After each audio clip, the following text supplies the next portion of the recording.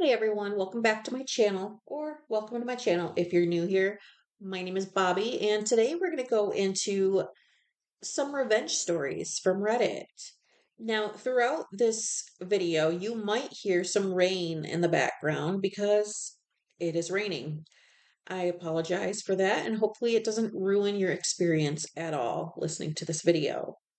But that being said, let's just get right into these stories because they're pretty long. While you're here, please go ahead, drop a like on this video. Make sure you subscribe to my channel and let's get right into it. Settle in, get a snack because this one's going to be long. Posted in r/pro revenge by user basecap.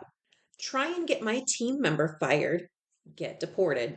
I'm not sure if this is pro revenge, so I will let you all decide. If not, let me know and I will move it.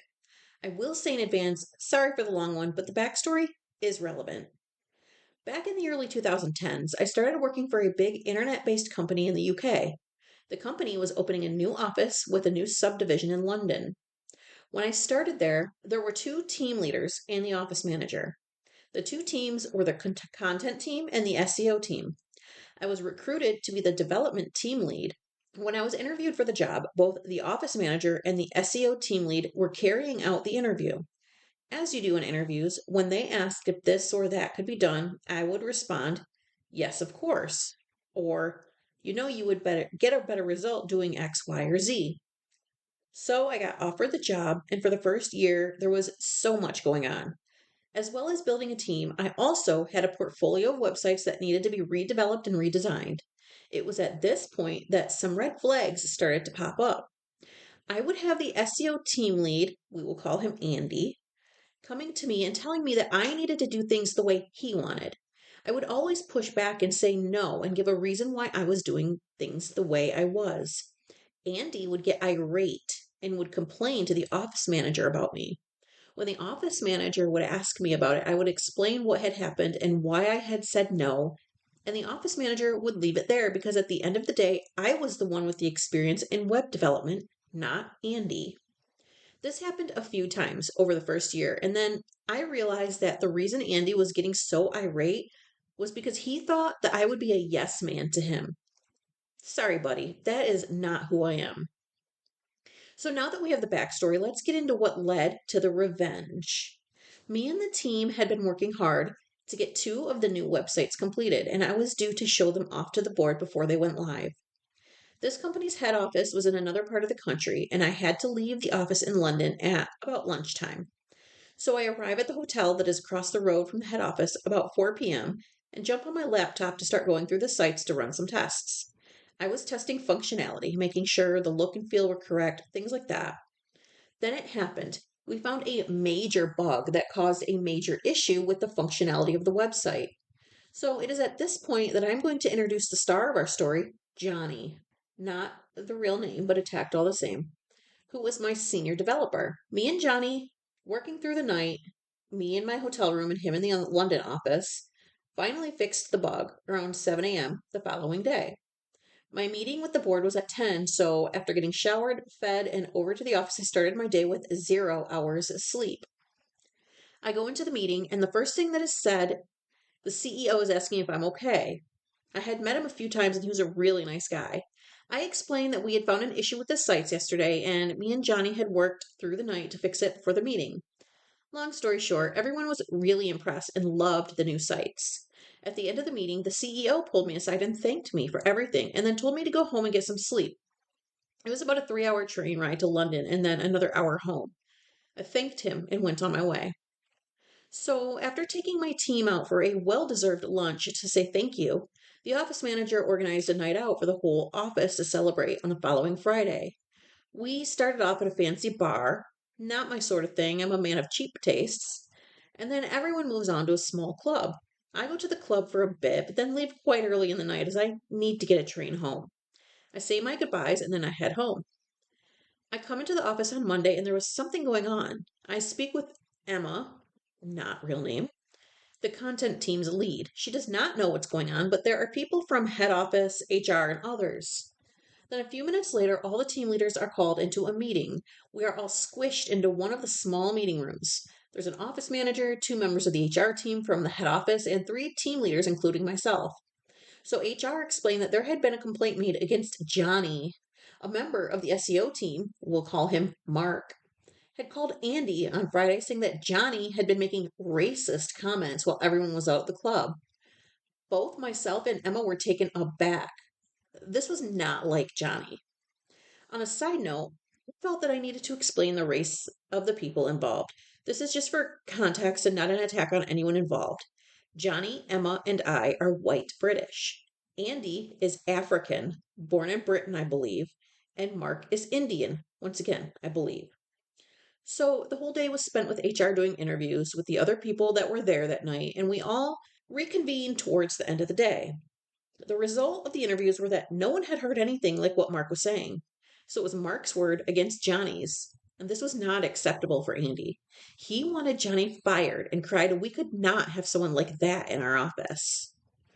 So both Emma and I looked at each other, and though it was strange that he was so intent on firing Johnny with no evidence, both the office manager and HR agreed, and Johnny was let off with a warning and to be aware in the future how things he says could be misinterpreted.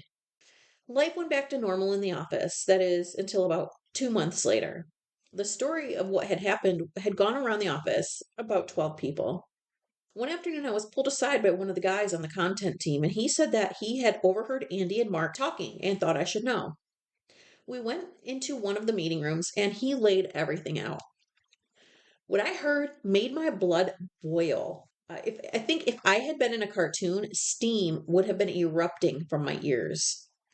He told me that the racism complaint was faked and a plan that Andy had to attack my team because I would not bend to his demands. Him and Mark were on a call outside the club.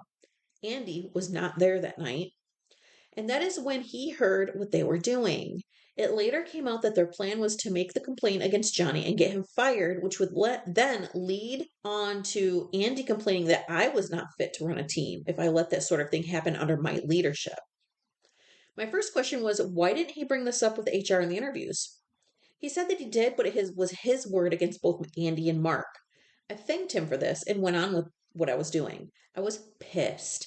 There was no way that I was going to let this slide, but I knew that if I was going to go after them, I needed to have everything in place beforehand. I didn't tell Johnny what I had been told and asked the guy that told me to keep it to himself for now. I didn't want Johnny to get pissed off and do something that would get him fired or worse, affect any revenge I could dish out. So I watched. I watched everything the SEO team did and didn't do. Then it happened. It was like angels had descended from heaven to deliver me the winning lottery ticket. The building we were in was a 3-story building with a main stairwell with a door on each floor to the offices. The stairwell also leads to a door out to the street. At the time, I was a casual smoker and I used it to get a break from the screen and clear my head if something I was working on was not going well. So I walk out of the door to the office and into the stairwell, and who's there? Mark, of all people. He's on the phone, and he goes white as a sheet when he sees me. Now, he is mid-sentence with the person on the other end of the phone as I am walking past, and he is forced to carry on the conversation. I overhear from what he is saying, I can tell that he is talking to a school or something like that. The conversation sounding like he was looking for information about applying for a visa. I thought that was a strange call to be having, and something was fishy about it. I had my suspicions as to what was going on, but nothing concrete at the time. A few days later, I was heading back up to the head office, and by that time, we had a new office manager who lived near the head office, so was based there most of the time. When I got there, I dropped my things off at the hotel and headed over to the office. I went to his desk and asked to have a quick chat. I explained to him what I had overheard Mark talking about on the phone and said that maybe the company might like to look at his visa status. A week went by and nothing seemed to happen. Then, bam, he stopped showing up to the office. A few days later, I got told what had happened from one of the other SEO team members. Mark had been fired with effective immediately for no longer having the correct visa to work in the UK. The company did not want to get involved in sponsoring a new visa for him. Not sure why. I started asking questions around the office, random chit chat, and I found that Mark is from Dubai and he was here on his wife's student visa. I don't know how that works, but it was all above board. I also found out that his wife's course had finished, and that left him with a small window of time to get a new visa. That's when it all clicked. Now, there are some dodgy people in London and everywhere else, and they would set up these fake colleges that would sign people up to get visas to live and work in the UK at some point before or after this. I saw a program on this, and normally these were set up in tiny offices that you couldn't swing a cat in, let alone be a college. They were used as postal addresses for the college, and then they would charge a course fee to be enrolled, thus be able to apply for a student visa. So what Mark was trying to do was get, quote, enrolled in one of these, quote, colleges so that he could stay in the UK and carry on working.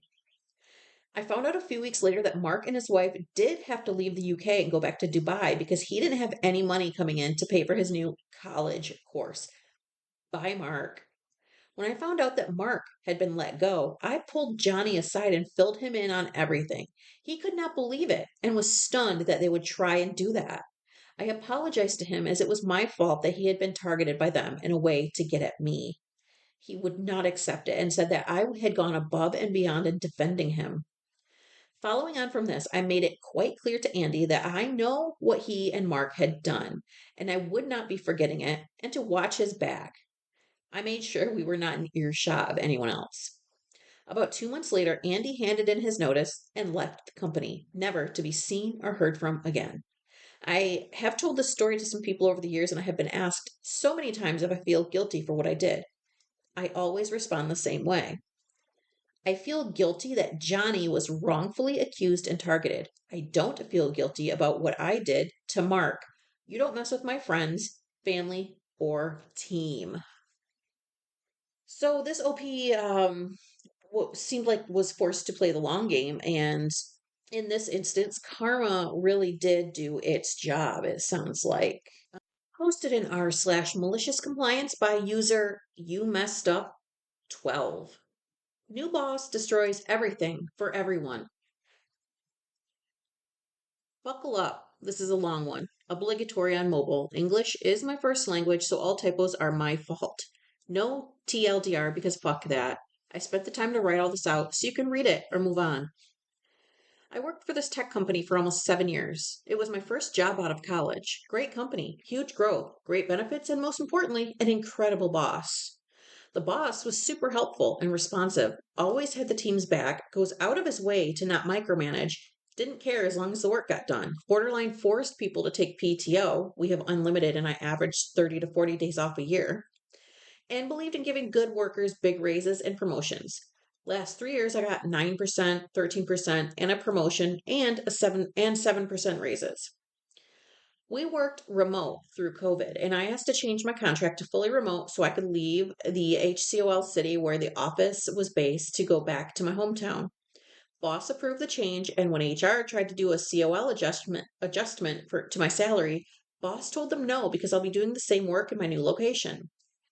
In case you guys don't know, COL is cost of living. The boss was so good that on our team of 16 people, the lowest tenured was 3.5 years.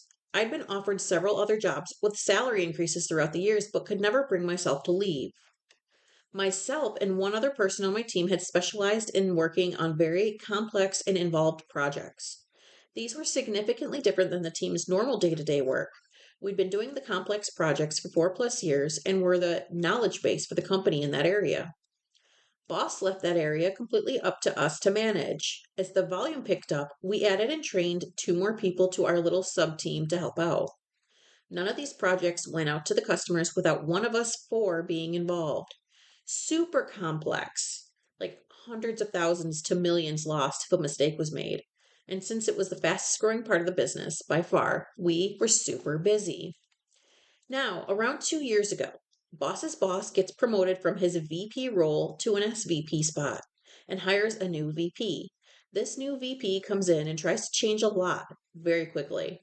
Tries to make everything a trackable metric, even where it really doesn't make sense, i.e., tracking the number of projects each person on my team did every month.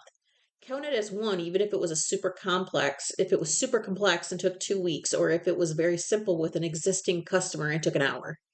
wanted each project to go out faster. Even if they weren't due for a week, we were supposed to get them out in under 3 days. Tried to force my boss to assign work to the team instead of us all picking from a central queue as we could, etc., etc., etc.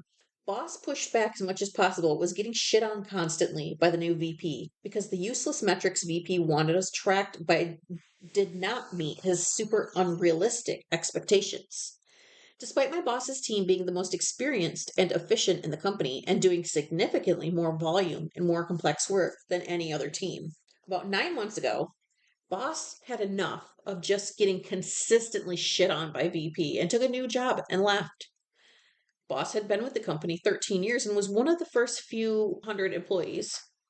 My whole team was devastated. We all instantly started lobbying for the most tenured person on our team to get promoted into that role, as she would have the same philosophy as the boss that had just left.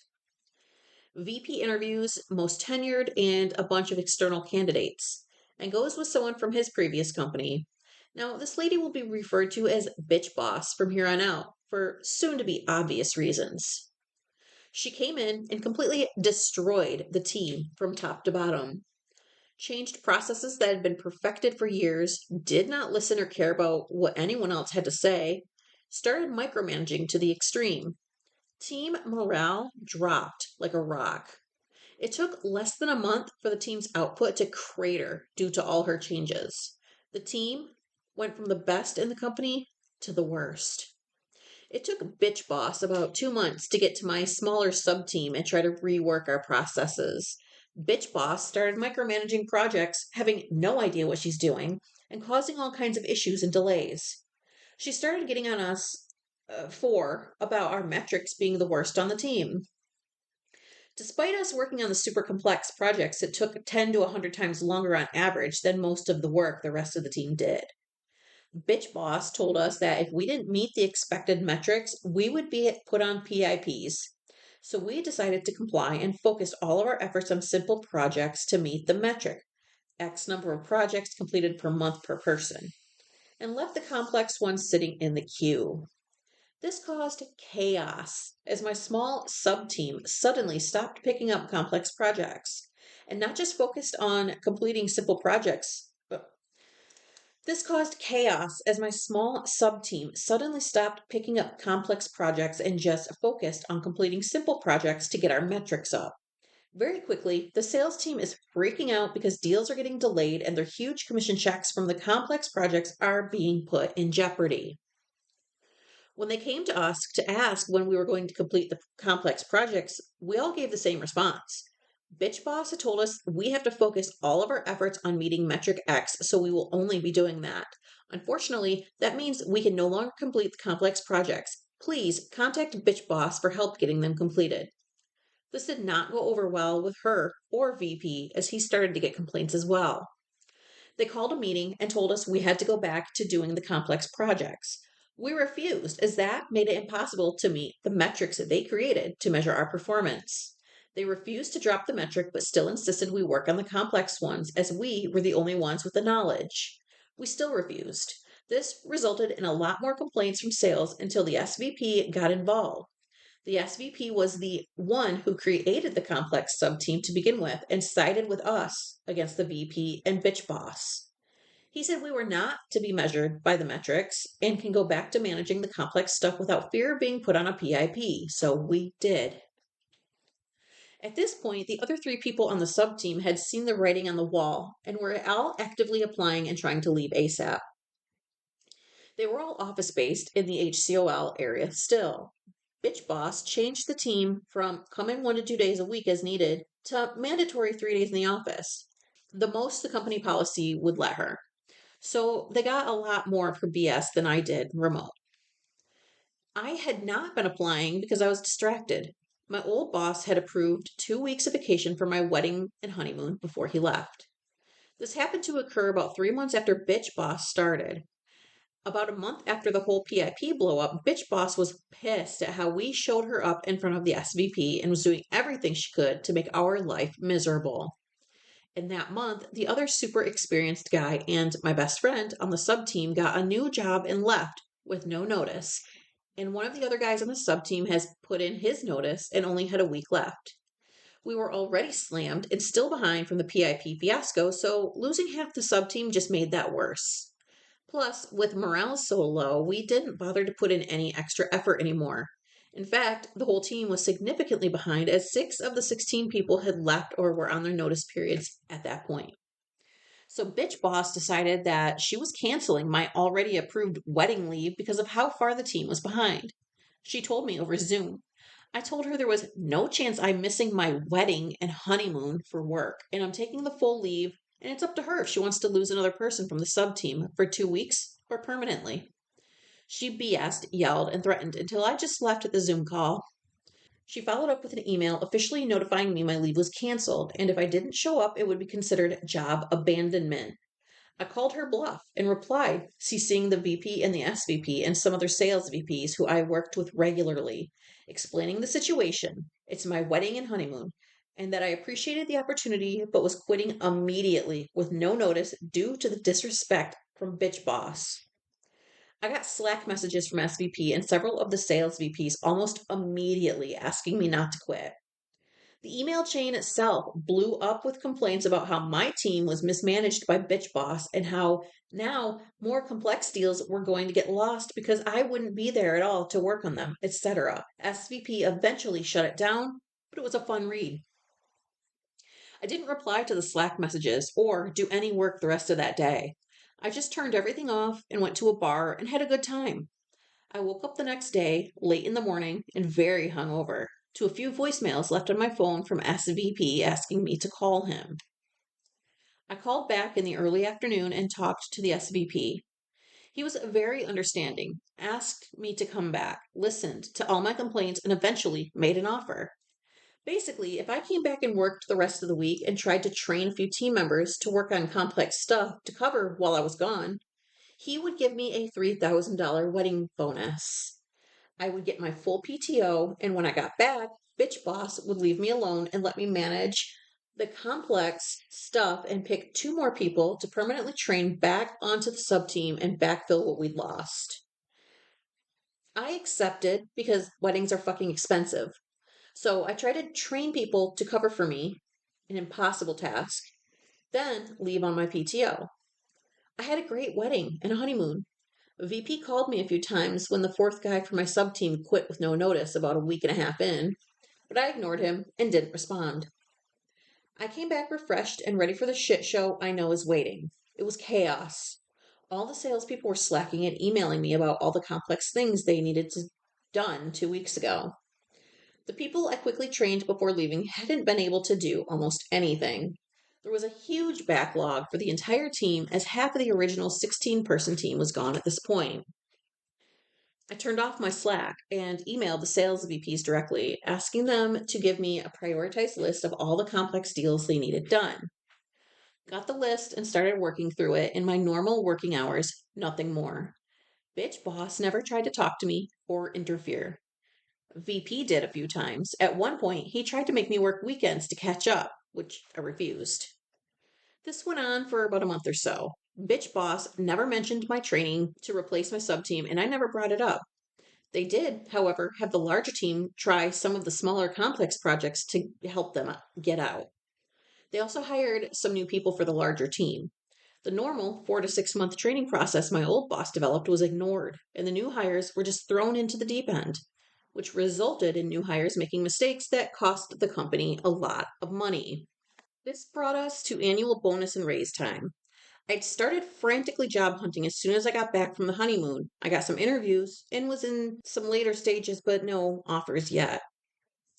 I had a Zoom meeting invite from Bitch Boss to go over my bonus/raise. She decided it would be a great idea to give me 80% of my expected bonus, the lowest possible, and a 0% raise. Justified it with a bunch of BS. Not a team player, metrics bad, blaming me for mistakes made by new hires, etc., etc. I didn't really argue or care at that point. At that point, I really quiet quit, cut my daily output to below half, did just the bare minimum, and waited for the bonus to come in with my next paycheck 2 weeks later. At this point, the sales team is getting pissed because the complex stuff basically isn't getting done. I'd almost caught up on the important ones before the raise slash bonus, but with me barely working, everything was falling behind again. Bitch boss smelled weakness and showed up on one of the progress calls I had with sales. The project was running about a week and a half behind at that point. She started chewing me out on the call in front of everyone, saying I was lazy and not doing my job. I let her rant and then just said, if you give me the lowest bonus possible and a 0% raise, you get 0% effort in return. You can complete this project since I'm so terrible at my job. And left the call. She tried a few more times on email chains to call me out for not working, and I just replied with the same thing. I refused to join her Zoom calls or respond to her on Slack, and just responded with a 0% effort blurb on every email. This infuriated her. I still hadn't gotten another job offer, but was really confident I was about to get one soon. So when VP set up a Zoom call with me, I joined. He tried to play nice and ask what the problems were and pretended to be on my side. I told him for a 0% raise, I'm giving 0% effort, and he pretended like he had no idea how I ended up with that raise slash bonus.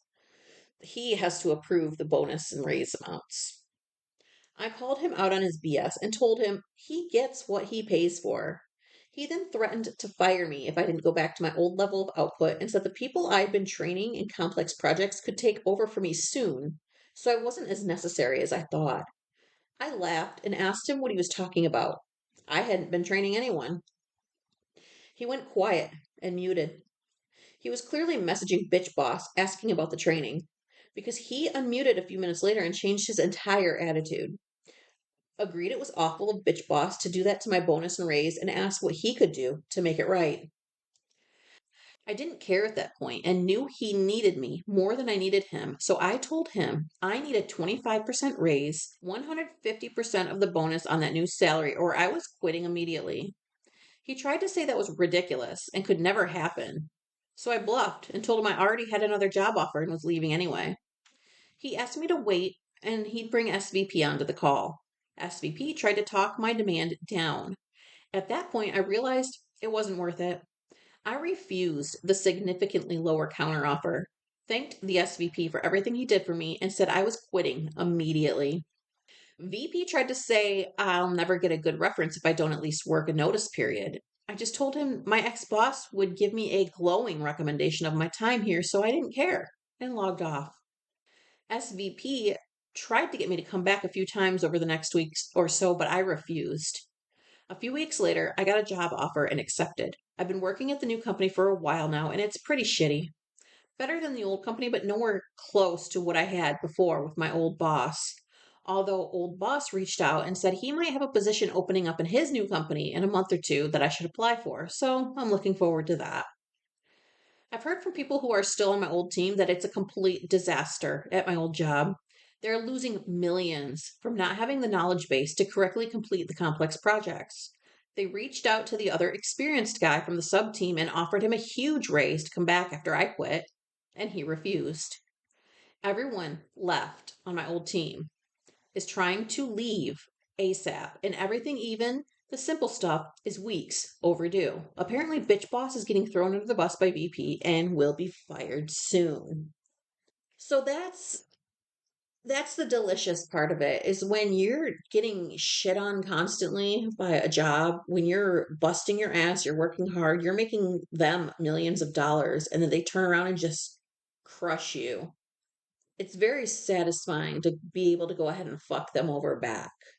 I wouldn't recommend fucking somebody over for just the hell of it, for shits and giggles, but if somebody deserves it, then they deserve it. I mean, this person never would have quit, and these other people would never have quit if this new leadership team hadn't been so fucking incompetent. Let me know what you think, though. I'm interested to hear your stories about shitty workplaces. Posted in r/pro revenge by user the Veneha. Landlord screwed with the wrong tenant for too long. This will be decently long as it needs some context. I'm going to throw in a lot of stuff to make it all easier to understand as well. Minor details might not be entirely accurate, as I have no interest in a revival of this conflict on any level. I won completely, and any resurrection can only taint the experience. We'll start off by noting that I spent about 2 decades working in security. During that time, I worked many different types of security in many different locations. The one that matters for this story was time spent in the rental housing tribunal in a major city as kind of a bailiff. For those not knowing what that is, think a courtroom in a major city anyway. In a smaller town, it'll probably be an event room in a hotel or a community center. As you'd see on TV, but with less formality and an adjudicator instead of a judge. They functionally are the same thing to landlords and tenants, but they definitely aren't the same thing.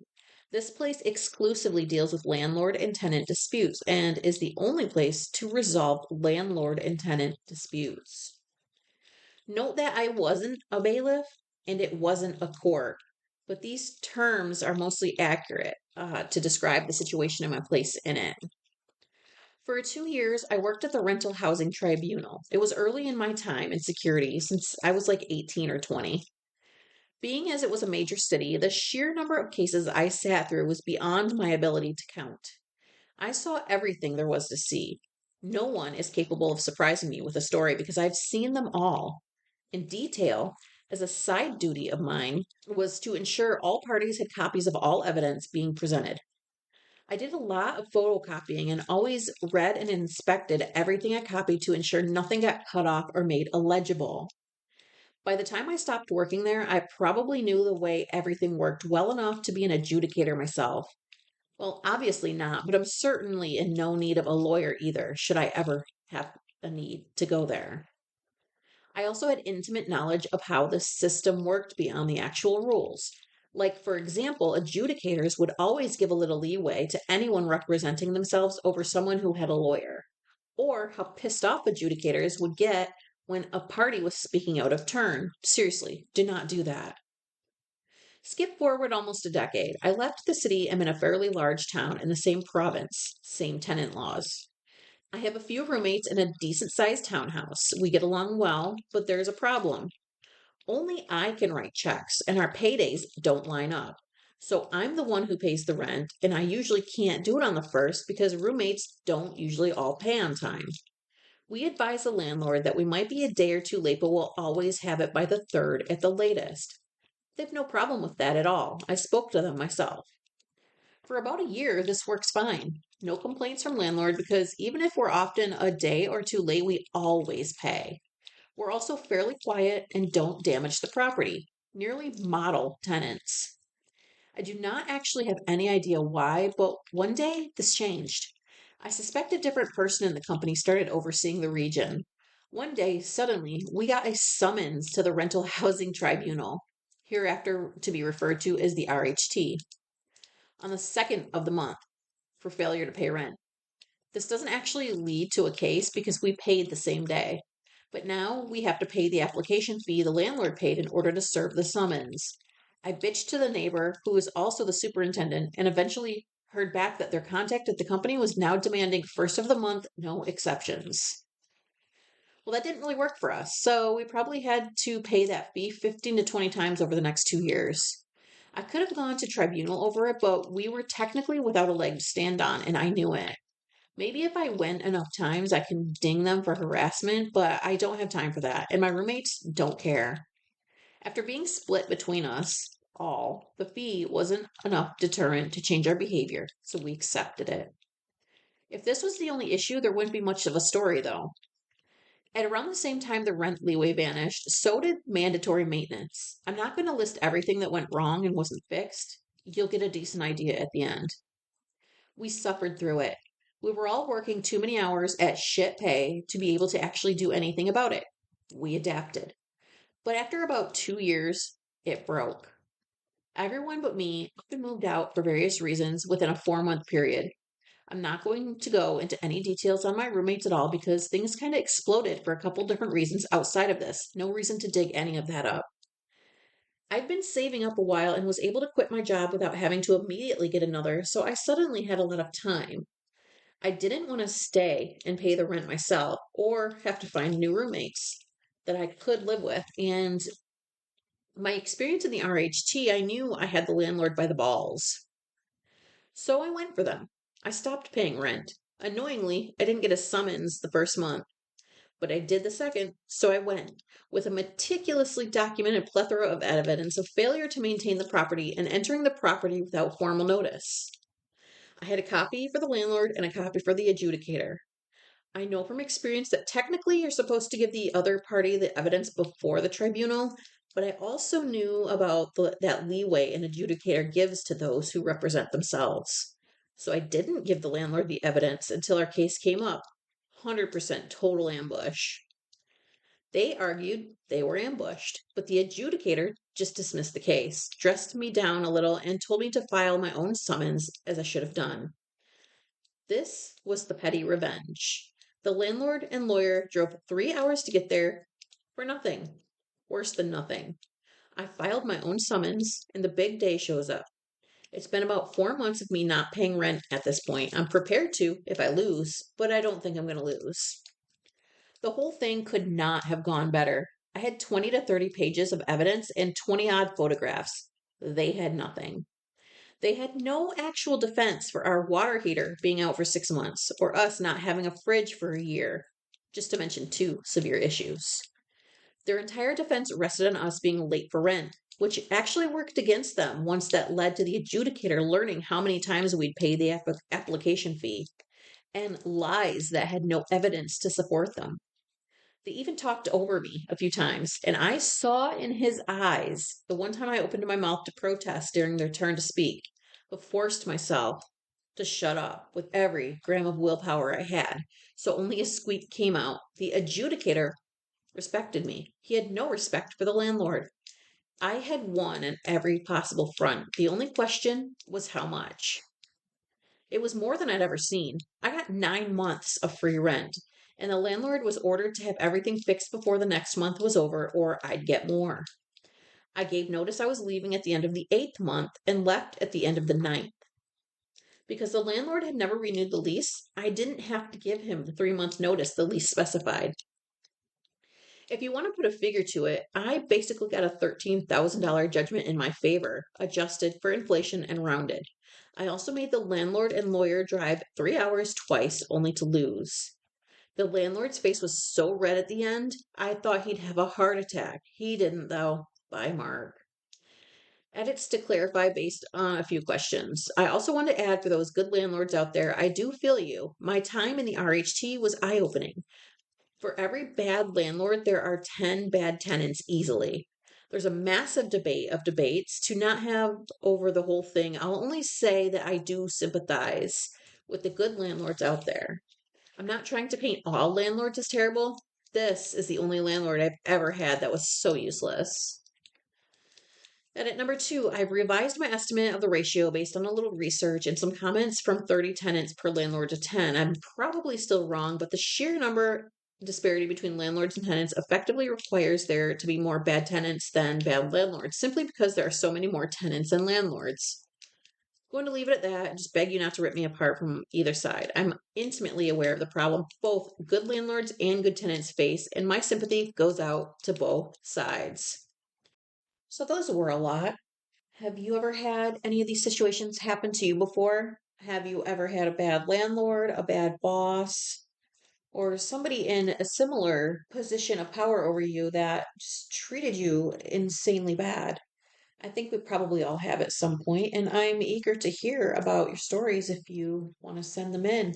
My email address in the comment box below is open for you guys to send your stories if you want me to read them.